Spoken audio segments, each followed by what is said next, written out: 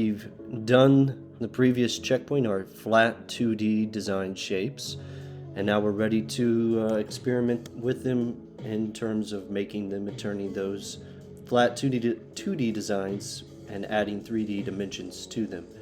Now, as a reminder, here's an example of your final product. You're going to first create, all of this. I recommend using a grid pattern, which I'll show you on the final product. But you're going to do everything first in 2D design. And then you're going to select the things that you want to add that third dimension to, right? So notice that not all of these, we're not going to apply it everywhere. This is about combining 2D and 3D. So, I have some 3D shapes here. This is left 2D, 3D obviously. This is actually a 3D extrusion. It ended up, you can't really tell that it's 3D, but it turned it at an angle that was nice with the design. These little shapes in here are each 3D inflated. Same thing with that. This is 3D inflated, but this is just a regular shape. And this is 3D inflated too. But notice that they're not overdone.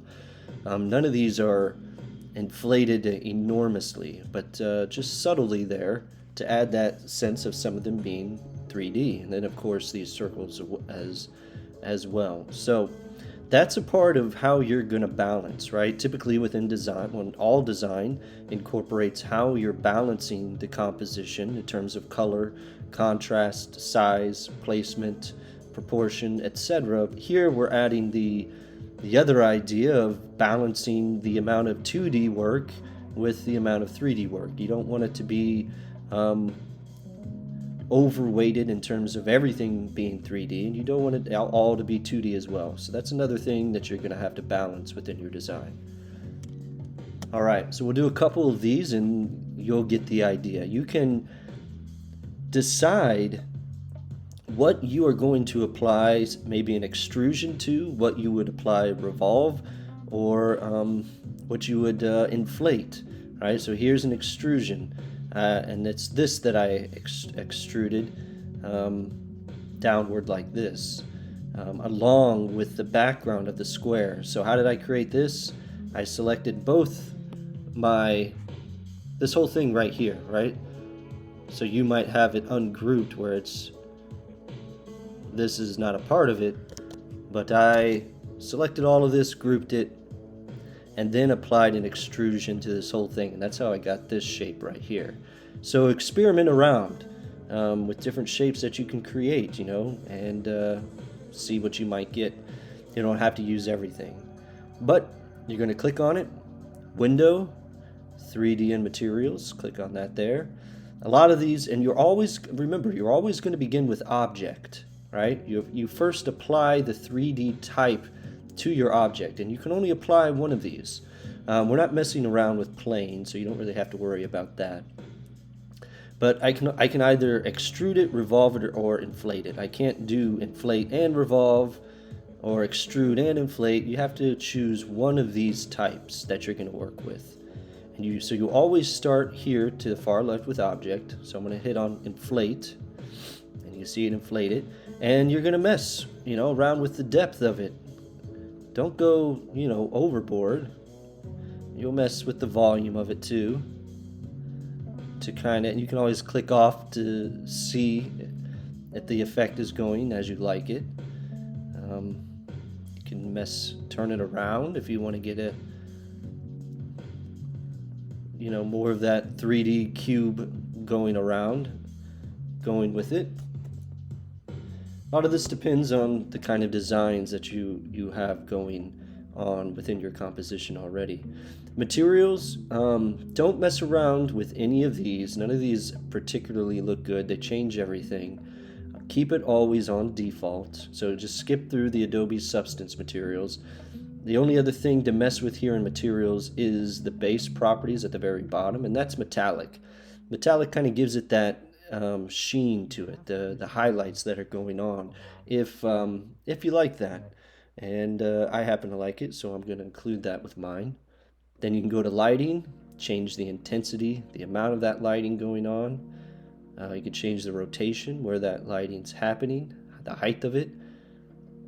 If you think of a little sun, you know, if you go higher, that's getting higher above it, and then below it. So I'll keep it normally right around in the middle or so. And when you're done, don't ever click on this, render with ray tracing. You can do that. I'll click on it so you can see. If you do want to have it, always do it as the very last step. And you can see here it's rendering it. And it does change the look of it. You might like it, which is fine. You can render it if you like. Let me zoom in on here. So this is what it looks like rendered. And then unrendered, it looks like that. So rendered. Give it a moment. It takes a while to render. Some of the things, it can give it like a little grain effect. It actually looks pretty good on this. I prefer the way this looks. I would keep this the way it is rendered. But so for this next one, when I click on it, you want to make sure that this rendered, whenever you apply it, so we'll click on inflate, make sure that this is not checked. If this is checked like that, then it's gonna do the wheel motion and render it, but maybe you're not done adding stuff to it. So when it's rendering, it's rendering.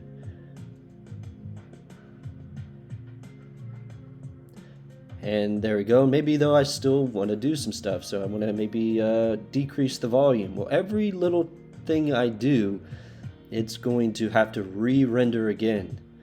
And so trying to develop the way I want this to look is going to take an awful long time if I have this render checked. So when this finishes here, make sure you have that unchecked. Do everything that you like, because it'll happen much faster without it having to be rendered. And then once you get it to a spot that you really like, then you can see what it looks like finally rendered. So I'll render that.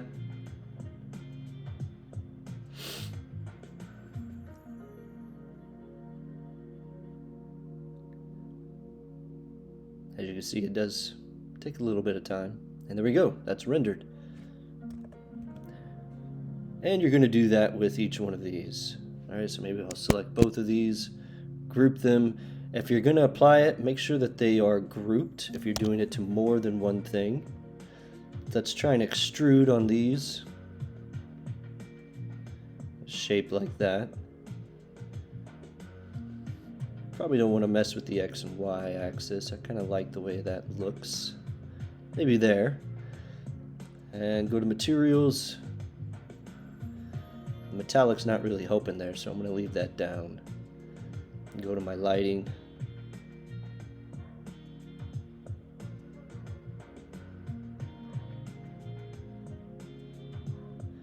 Alright, so let's zoom in and see what this looks like rendered.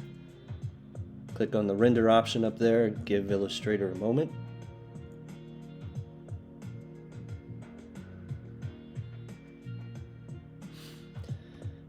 So that's what it looks like rendered. I'm going to Command Z, and in this case, I kind of like the way it looks unrendered.